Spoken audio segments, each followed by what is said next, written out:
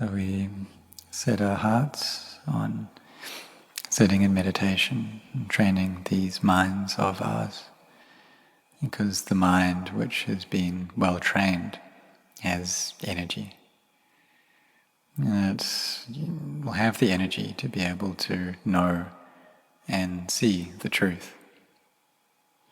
So with this opportunity that we have right now, and we establish our mindfulness well with its meditation object, for example, the in and out breath, and we really train ourselves with those objects.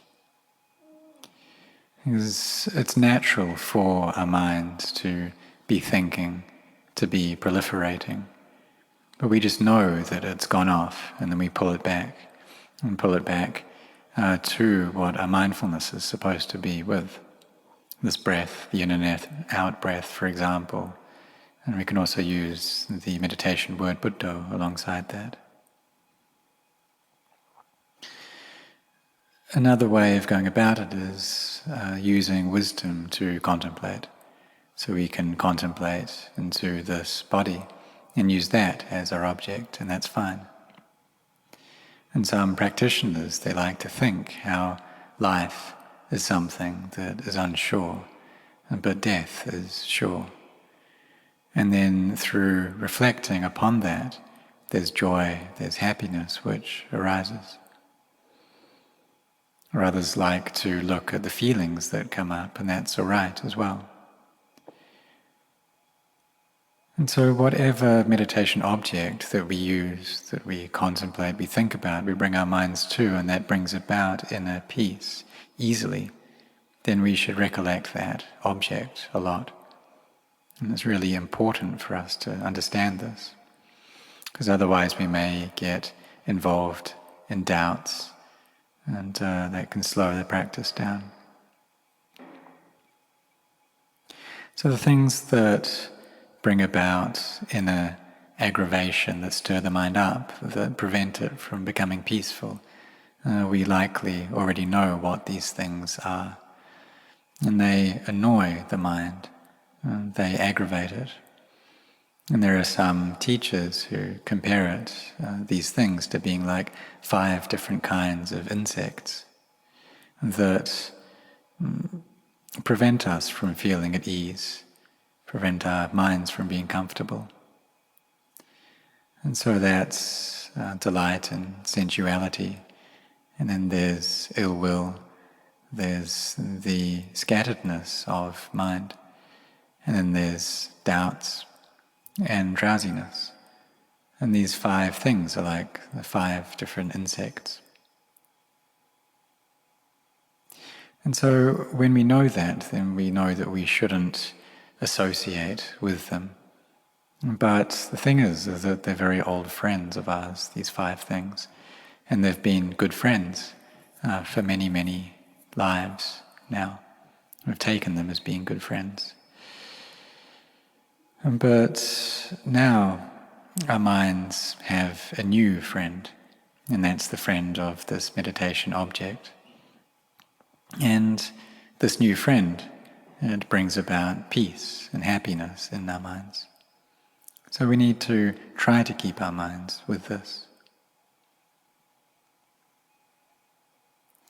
So when we put our efforts into this, we've really trained with the meditation object, then our minds will be able to settle into peace, and they can find real states of calm.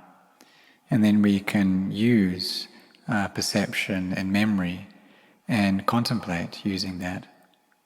So for example, looking into this body and bringing up the perception of it being a heap of elements, a heap of something which is inconstant or changing, a heap of something which is not beautiful, or a heap of things which are not me, which are not mine. And when the mind gathers together into peace, and there's a bit of peace, then we can call that Khanika Samadhi, this minor samadhi or temporary samadhi. And through that, then the heart feels at ease. So we should try to bring the mind to that state frequently, and trying to keep it feeling comfortable, at ease. And then when the mind settles deeper into peace and there's more stillness there, then joy, happiness will arise, and these things can fill up the heart. So before sitting in meditation, we can try recollecting the goodness and the virtues of the Buddha, the Dhamma, the Sangha. And then through this, then joy should arise within the heart. And so we can practice in this way and really do this consistently, just carry on doing this. And really this way, it is the one way, the one path that can take us to freedom from suffering. And we see how the people in this world, that none of us stay here forever. So therefore we need to we need to put in our efforts to be building up goodness, to be cultivating skillfulness, and to do this a lot, develop this a lot. And so really set your minds, your hearts on this, and contemplate a lot. And in the end, you will understand the truth. And so we can ask ourselves, well, why do we attach to things in the way that we do?